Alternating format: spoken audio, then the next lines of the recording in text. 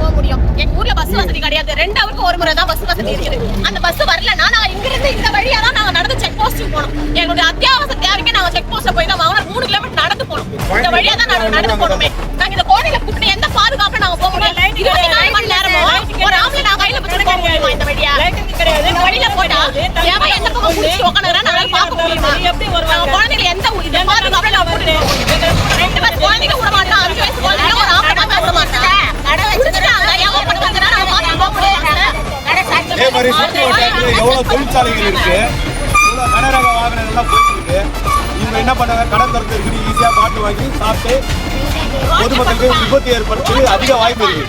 அதனால ஊர் மக்கள் சார்பாக எல்லாரும் இந்த ஒயின் ஷாப்பை தக்க நடவடிக்கை எடுக்கணும்.